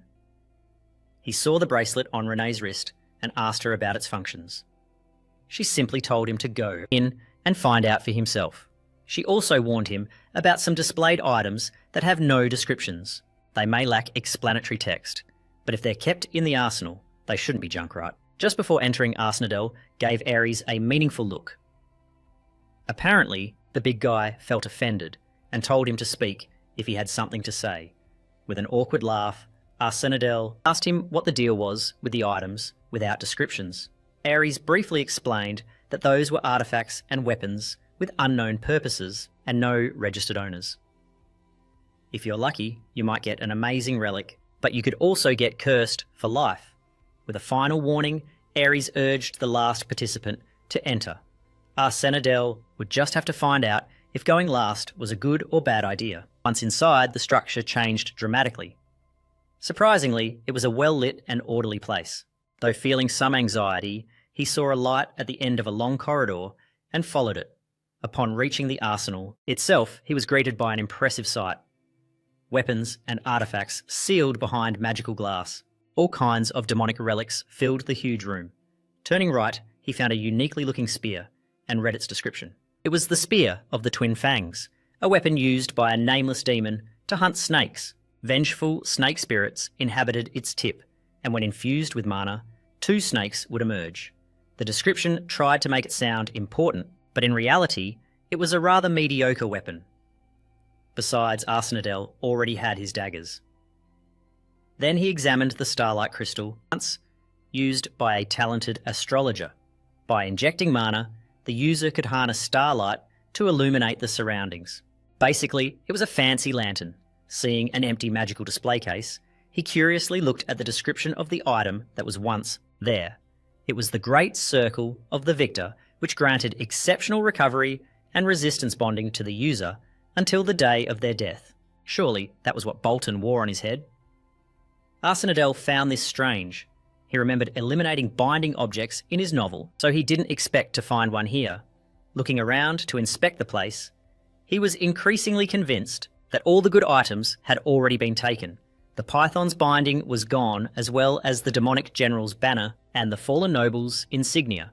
The 7 deadly sins had taken most of the artifacts, broken, and nearly all the remaining armors and weapons were little more than junk. Thinking he had no other decent option, Arsenadel turned his attention to a cursed artifact, but then remembered a unique method only he could use. He took out his magic paper and decided to spend some gold. He approached a broken sword without description and asked the paper for information on it. It requested as payment an artifact higher than relic grade or 100 gold coins. Before taking out his savings, he realised something else and decided to try an idea forming in his mind. He turned to a damaged scroll and did the same. This time, the paper asked for at least 50 gold coins for more information. Since the scroll evaluates importance based on cost, he realised he didn't even need to pay, just had to see which object asked for more. There were a total of 7 boxes without descriptions, and he quickly examined them. The information about a black stone shaped like an eagle cost only 1 gold coin.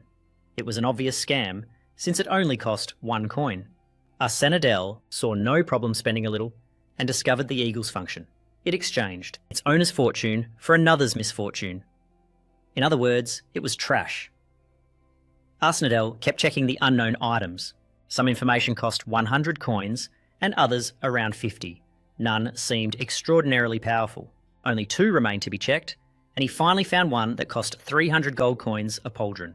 The paper estimated it was at least a mythical artifact.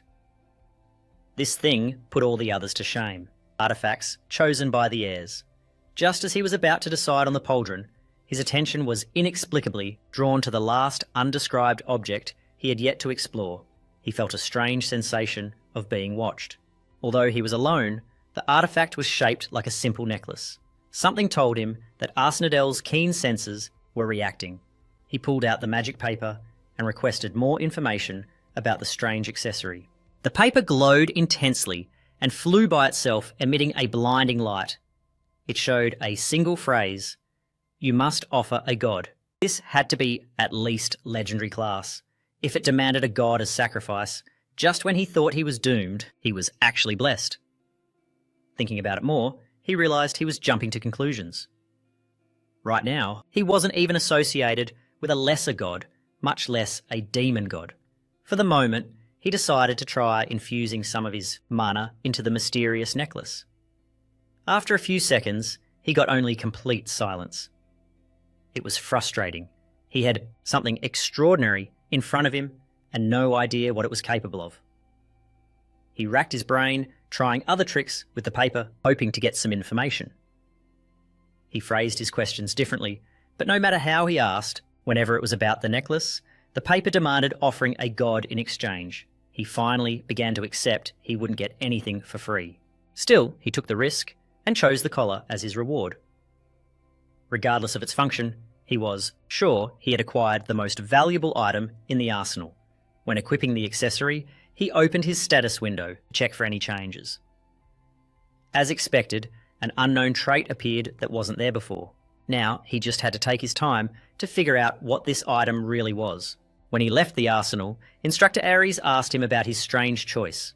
Arsenadel honestly explained he had chosen an undescribed item. When asked if he had insider information, he honestly said no. Technically, it wasn't a lie. Arsenadel just couldn't think of a good reason why the instructor was looking at him with such distrust. Finally, the big guy realised. Maybe it was a little suspicious, but he had to trust his cadet's words. He turned to the most promising first-year students and advised them to take good care of their chosen artefacts, as they could be their lifelines. Arsenadel scanned the room and saw figures who would soon lead the demon world. They would undoubtedly receive many investments and support in the future. If he managed to channel some of those resources toward himself, he would be satisfied. At the end, the hidden door of the arsenal disappeared without a trace. With the exams over, it was time for the lady and the guard to return to their dormitory. Before they could leave, someone stopped Arsenadel just as he took another step. Bolton, smiling, approached to apologise for his earlier rudeness. He properly introduced himself and extended his hand to seal the peace. This came out of nowhere, but Arsenadel wasn't someone who refused courtesy. However, as soon as he shook Boltan's hand, he realised this guy was the exact opposite of polite. He squeezed his hand with brutal force, with a mischievous smile on his face. Arsenadel felt a sharp, crushing pain run through his hand. Boltan was the kind of person who didn't give the slightest importance to the weak. He only cared about the strong. Driven by jealousy and envy, on one occasion he brought the novel's protagonist to the brink of death. But when he realised the main character's potential, he spared him, just to be able to face him again in the future. Yes, Bolton is a crazy, fight-hungry guy, and with that arrogant smile stuck on his face, he provoked Arsenadel to react. So Arsenadel chose Bolton's sword as the target for his position-swapping technique. In the blink of an eye, he switched places with the sword touching the arrogant boy's shoulder. The test was over, so Arsenadel had no intention of playing along with the whims of a spoiled young man. Besides, that handshake nearly crushed his bones. In response, Boltan let out an amused laugh. Seeing Arsenadel's skill only fueled his fighting spirit more. Now he wanted a death duel. Before things got out of hand, Lady Renee stepped in to stop the psychopath, emitting her own chilling aura. She warned Bolton that she would join the fight if he kept up his nonsense. Finally, the lunatic held back his energy. As much as he loved fights, facing two heavyweights at once was too much.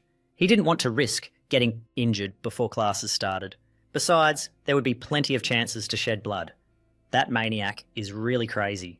He says he doesn't want to get hurt, but he doesn't mind a fight to the death.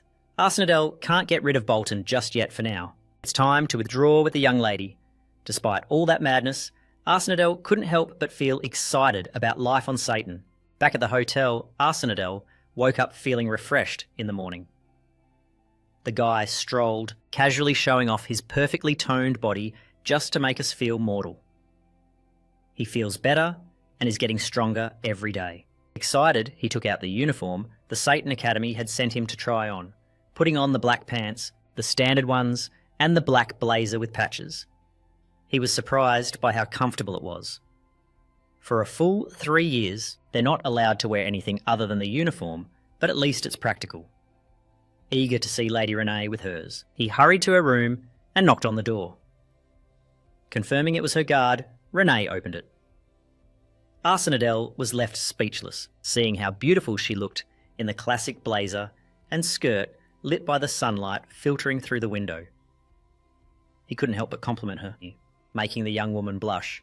She may be cold-blooded with a sword, but her tender side is deadly too, just like Arsenadel. He had a rare day off and planned to walk around the city a bit.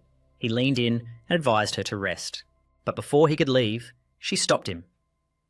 With a red, shy face, she asked if he was forgetting something.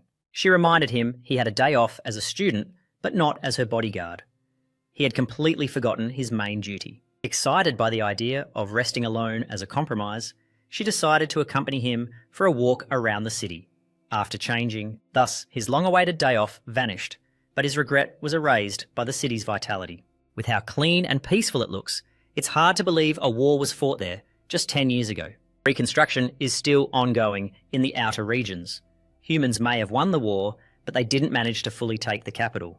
Tugging on his sleeve, Lady Renee pointed innocently at a street food stall, eager to try something. The meat glistened in the heat, perfectly cooked, a skewer of venison seasoned with vegetables. Curious if it tasted like chicken, Arsenadel ordered 2-1 for himself and 1 for her. As soon as they took the first bite, the pleasant flavour lifted their spirits. Arsenadel enjoyed seeing serious Renee with such an adorable expression. Maybe she's slowly starting to open up to him. They continued strolling through the central plaza, chatting happily. It had been a long time since Arsenadel had a real break, and this was probably the last for a long time. Eventually, their walk brought them to an imposing statue in the centre of the capital. Arsenadel looked at the huge figure with confusion, and Renee had to explain it represented the image of the first Demon King. Looking closer, he noticed an unsettling resemblance to Diana. It's not every day you can see the first Demon King's features so in detail. When Arsenadel tried to focus a little more, he saw the statue's eyes glowing with a familiar light. The necklace, hanging from its neck, it resonated with that piercing gaze. The solemn monument to the first Demon King fired otherworldly energy directly at his artifact. To his surprise, this caused one of the gems to lose its glow and turn grey. The strangest part was that Renee didn't see what had just happened. He only noticed Arsenadel acting strangely and pulling out his artifact. Normally, it would be impossible for someone not to notice such a blinding light, but from Renee's confused expression, he truly had no idea what had just occurred. He recalled a page that asked him to offer a god in exchange for information. And now he had just discovered something significant in the most unexpected place.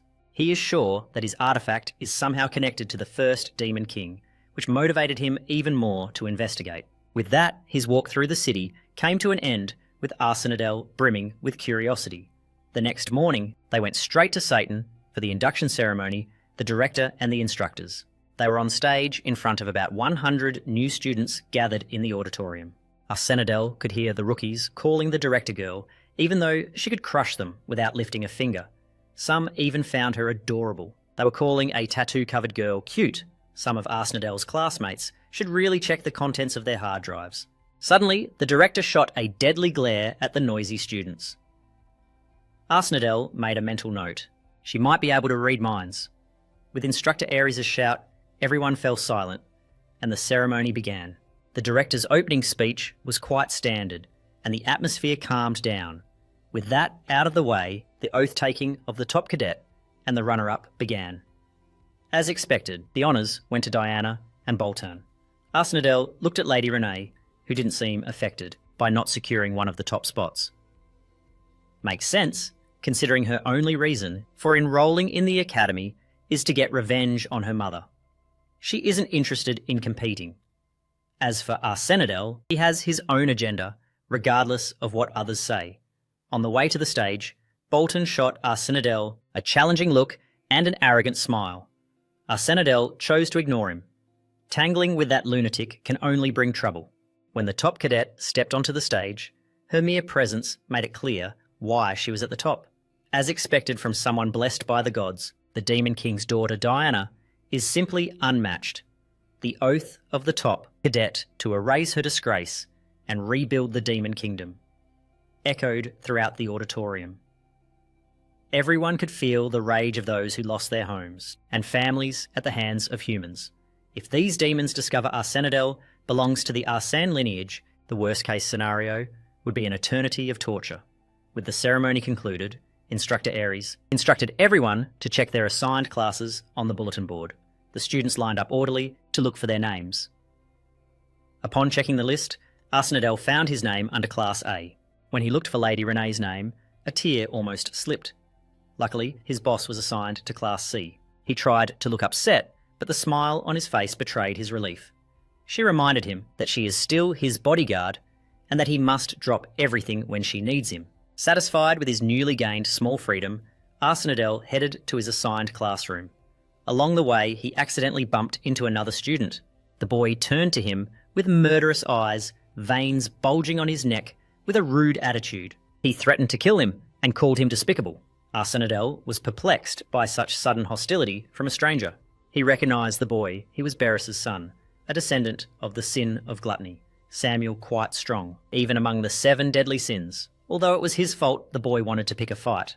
Trying to avoid trouble from day one, Arsenadel apologised. Samuel is an unbearable guy with an extremely punchable face. Aside from Lady Renee, it seems the children of the 7 deadly sins are all strange.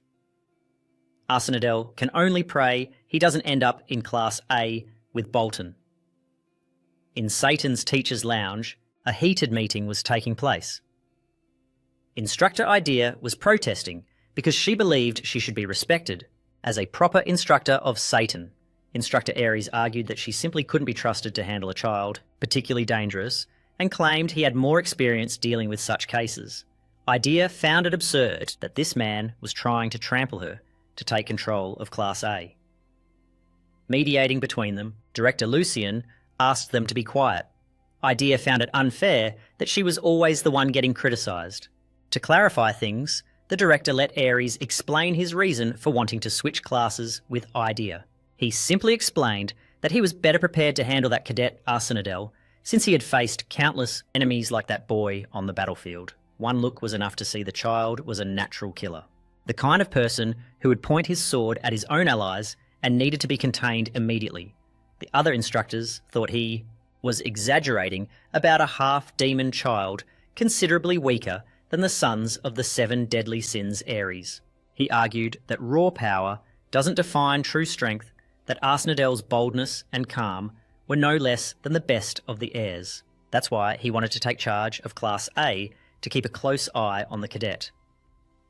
So in the end, he was simply saying that Instructor Idea couldn't be trusted to handle a standout cadet. Hearing that pointless talk, the director sighed and released some of her aura, forcing the instructors to be silent. Although she understood Aries' concerns changing, the class advisors now would do more harm than good. However, she also recognised that being a bit cautious wouldn't hurt. So she simply tasked Instructor Idea with paying special attention to the boy Arsenadel. With that, the meeting ended and the first day of classes finally began. Inside classroom, A. Arsenadel sat silently while cursing his luck. In front of him was Laurel, the heir of lust, who kept harassing him.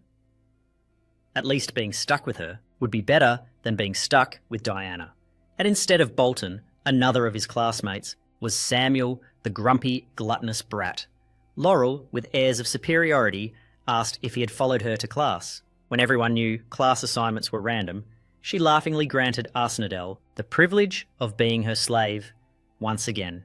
Look at those horns, some of you would have given up immediately. While they had their one-sided conversation, Samuel intervened and threatened to kill both if they didn't shut up. Even for a demon, this kid is unbearable. Laurel didn't like his tone at all, but luckily found another target to bother, leaving Arsenadel alone to lament, because that would be his life in the near future. The door suddenly opened, and Instructor Idea entered the classroom, silencing everyone. Her presence commanded respect. When she finally reached the podium, Instructor Idea introduced herself to the cadets of Class A. She also added that people commonly know her as the Legion of Calamity. That nickname sounds fierce. No lie, the students murmured among themselves upon hearing her nickname. It was said she had killed 10 or 30,000 humans in the Palak River. Arsenadel liked what he heard. With such a strong mentor, his chances of survival should improve greatly. After the introductions, she continued explaining how their classes would progress in the coming days. Actually, it's quite simple. She would be responsible for teaching them hunting methods. Of course, they wouldn't be hunting animals or demon beasts, but rather one of the main reasons cadets come to Satan. They would learn to hunt humans. Arsenadel kept his face expressionless, hearing this. Instructor Idea would be solely responsible for the hunting classes, while magic and weaponry would be taught by other qualified instructors. Besides that, she would also handle basic endurance training. For their first class, being locked in a classroom wouldn't be enough. They needed to go to the training field. As soon as Arsenadel laid eyes on the field, he was surprised by its size. It was probably 4 or 5 times bigger than a typical field. With everyone gathered, Instructor Idea activated her ability and summoned a spinning black hole, directing everyone to pay attention to her actions. When the black hole reached critical mass, a stretch of darkness descended. The hole transformed into a portal, and the sound of metal marching echoed. An army of human crusaders emerged from the portal with blank expressions. Seeing the tense faces of her cadets, she assured them they were just illusions created by magic. She also created the Sword Saint, who had passed her temper test in the entrance exam. Arsenadel realised that someone capable of creating a clone approaching a tenth of the sword. Saint's power was not someone to be trifled with. This instructor is a monster in her own right, while Aiton is quite formidable. He's fairly sure the Royal Academy surpasses him by a considerable margin. Instructor Idea gave the Class A cadets a simple task. They must get past the humans and reach her to start. She scanned the field until her eyes settled on a particular cadet, calling Arsenadel. To be the first to try with a sly smile, she challenged him to stab her in the throat, just like with the Sword Saint's clone, just when he thought he'd escaped the instructor's probing gaze. Ares, it seems. Instructor Idea is cautious with him too. First, she asked if they wouldn't have a normal direct fight. She explained that humans use their leader as a source of mental strength and are susceptible to falling like dominoes. When the leader falls, a strong leader breeds a strong army. She will take that role for this fight. Arsenadel thought that made sense. Sun Tzu's Art of War had captured the concept that an enemy can be defeated by capturing their leader. As he drew his dagger, a confident smile appeared on his face. Taking down a leader in the middle of an army is too easy, said Instructor Idea. She added cheerfully that taking her down is impossible, so a simple touch or a weapon strike on her body will be enough to pass. And so she ordered her human army to begin the assault. Barely a second had passed, and Arsenadel had already transferred his position from behind the confident instructor. His dagger could cut off her head if he wanted. The confident smile vanished from her face as a heavy, killing intent froze her in place. Arsenadel playfully asked if that was enough to pass. They had started a dozen meters apart, but to him that distance was nothing now. He just had to transfer his position twice to surprise her. He steadily pushed the limits of his position transfer. Soon it will make him the perfect assassin, able to take down any enemy base with ease and skill. Instructor Idea laughed. She's not naive enough to leave her body unprotected. Her body is protected by a barrier. At least now he understands why Ares is so determined to watch this kid. She gave him a passing grade and told him to return to his place. As he walked back to the line, he wondered if what he had felt was hostility or curiosity. Either way, he worried his identity might be leaked. Instructor Idea chose Arsenadel and warned the rest of the class that those who failed would receive extra lessons. Thus, the class cadets took turns trying to break through an army of human clones. As expected, the demons already mastered the basics of combat. It also helped that they were fighting the equivalent of normal humans without powers. Still, all they had managed so far was to take down a few puppets the instructor wasn't even directly controlling. One by one, the cadets were forced to surrender as they were, overwhelmed by a poorly assembled battalion formation. The next cadet called saw the mistakes of his comrades and tried to use elevation to bypass the wall of human puppets, but was quickly taken down by a group of puppet archers and their arrows. Arsenadel smiled awkwardly at such pathetic displays. Moments like this reminded him how broken position transfer really is. At this rate, he should be able to aim for first place in the class. The next on the list was none other than Samuel Arsenadel. She's eager to see if this brat's arrogant attitude matches his skill level. Taking his starting position, Samuel began to gather mana around his body.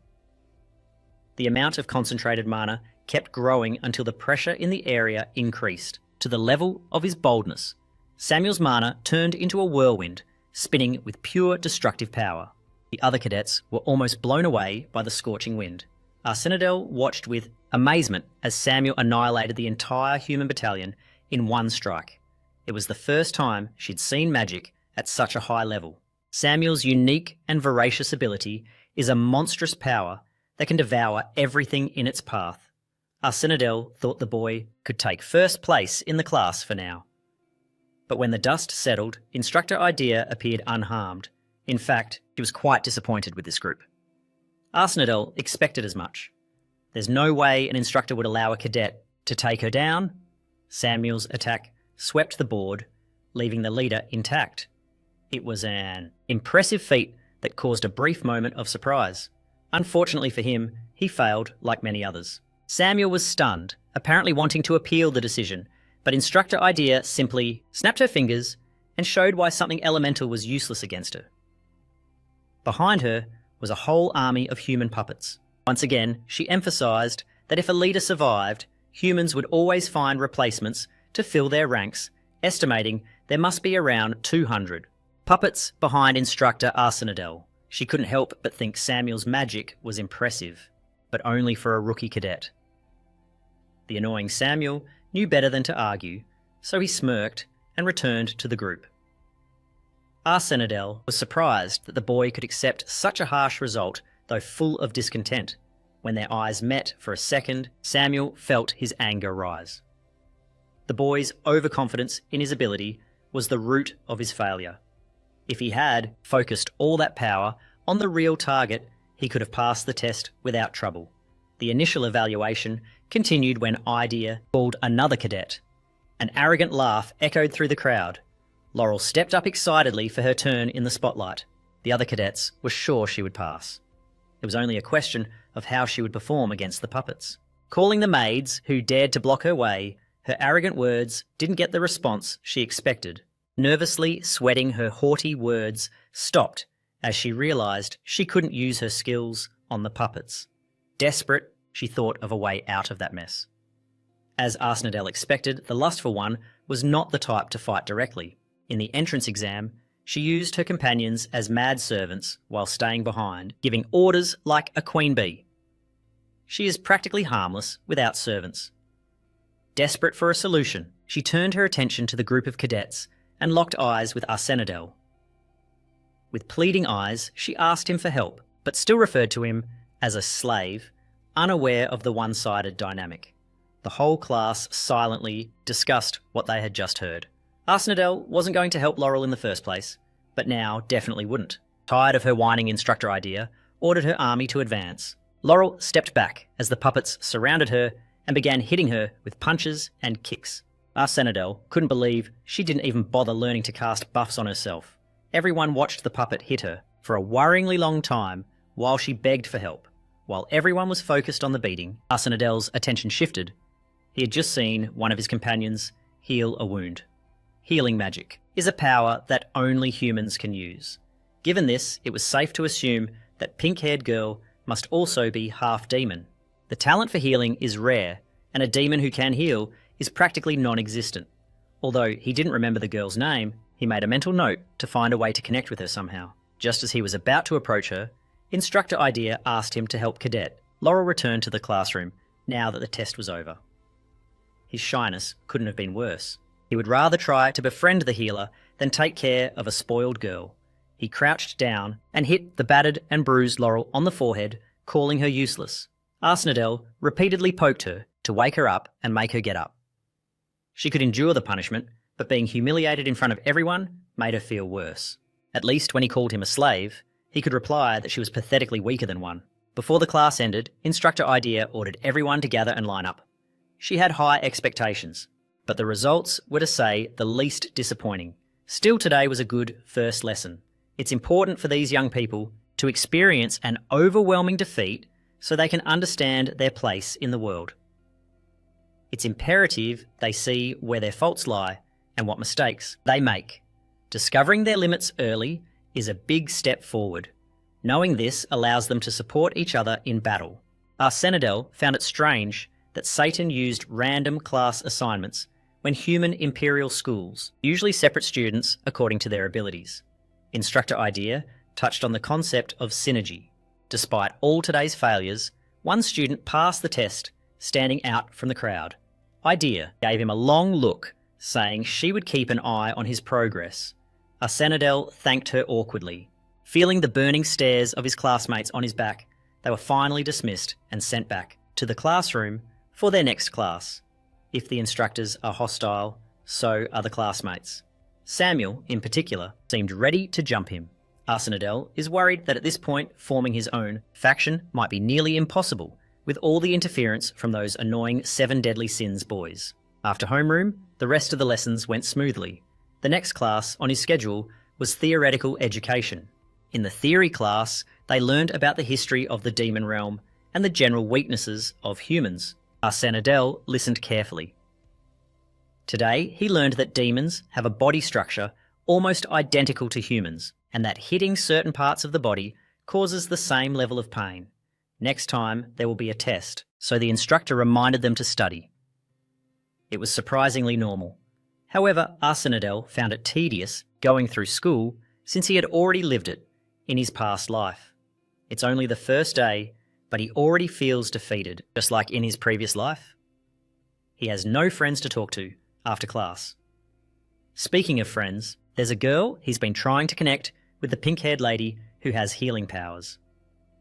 Since the next class won't start, for a few minutes, maybe this is his chance to talk to her. Walking slowly to her desk, they exchanged a glance with a warm smile. Arsenidel properly introduced himself. The girl looked at him silently while the rest of the class stopped what they were doing and paid attention to the two. Now that he thinks about it, Arsenidel realizes that when two demons do something together, they inevitably attract the attention of the crowd. The girl was visibly uncomfortable with this, so it was best to leave the rest of the conversation for another time. She quickly stepped away from the awkward situation and headed for the door. She just wanted to go to the bathroom and feed her loneliness with her mana or something. Suddenly, the door opened and Samuel entered for the umpteenth time today. The two stared at each other. Arsenidel just wanted to leave, but this brat irritatingly looked at him as if he were trash. Trying to keep the peace, Arsenidel reluctantly gave way and let him go first. As the boy passed, Samuel sneered and muttered something about how he was a disgusting low-class creature. Everyone has a limit. Arsenidel did his best to stay out of trouble all day, but he finally reached his limit. He turned his head and sarcastically complimented Samuel's family, apparently hitting a sore spot.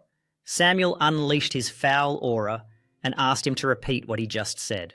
Reinforcing his challenge, Arsenidel praised the gluttonous family for producing absolute trash that can walk and talk. Those words pushed Samuel to the limit.